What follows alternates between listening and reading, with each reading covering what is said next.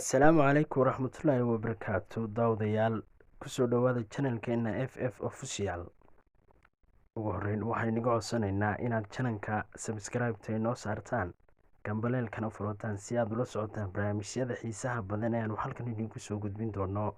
Waxaan barnaamijkeena maanta ku eegaynaa dalka South Africa oo ka mid ah wadamada qaaradan Afrika ugu hodansan dhanka xayawaanka duurjoogta.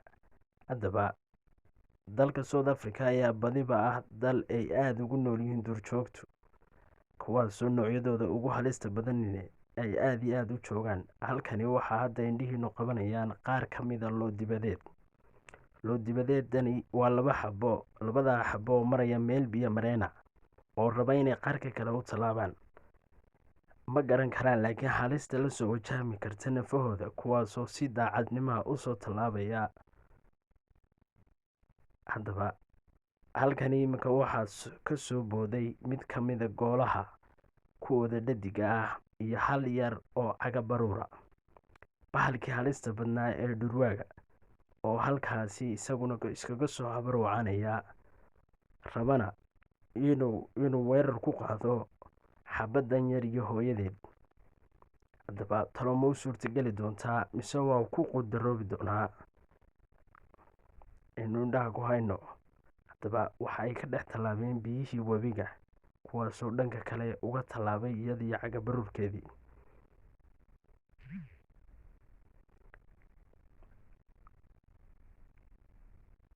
Way tallaabeen waanay ka badbaadeen halistii dhurwaaga. Haddaba waqtigu waa goor habeena, waqtiguna habeen. Halkani waxaa indhihiinu arkayaan qaar ka mid a dhurwaayada oo aad u tiro badan, kuwaasoo raba inay waxyeeleeyaan hal ka mid a goolaha, mid yar halkan ku dhashay laakiinse aan wax awooda haynin, taasooy rabaan inay ka qaataan midh ka yara dhashay caga baruurka. waa uu la booday dhurwaagi waanu la cararay. way xanuunsanaysaa gooshani, taasoo dhaawac ka soo gaadhay lugta. halkani waxaa ka soo cararay aarkii weynaa, kaasoo raba inuu badbaadiyo. Haddaba waxa uu ku dhegay mid ka mid a dhurwaayadii, kaasoo qayla iyo bidaya inay saaxiibadiisa kale ka badbaadiyaan, laakiinse mid kasta lafihiisu u cararay, iyagoo hareerahana u kala yaacay dhurwaayadii. Haddaba weerar culus ayay soo qaadeen dhurwaayadii, kuwaasoo waxyeeleynaya gooshii meesha fadhiday ee xanuunsanaysay. Haddaba dhurwaaga ayaa bahal inta badan raxan wax ku dilaa, laakiinse midh aan waxba u abaarin. Haddaba waxa uu ka gooyeen aarkii weynaa ee ku dhegsanaa markii qabtay ee dhurwaaga ahaa, kaasoo isaguna awood bidaya aarku, kana daba cararay qaar ka mid a dhurwaayadii. gooshani waa mid cadilan kana xanuunsanaysa aadinka. dhurwaagu waa midaan jaaniskiisa marnaba aan dayicin, kana faa'iidaysta waxyaabaha ay ku kala dayacan yihiin xayawaanada kale deegaanka kula nool. halkani dhurwaayadii waxay heleen raqdaas oo ah baasha loo yaqaano garanuugta.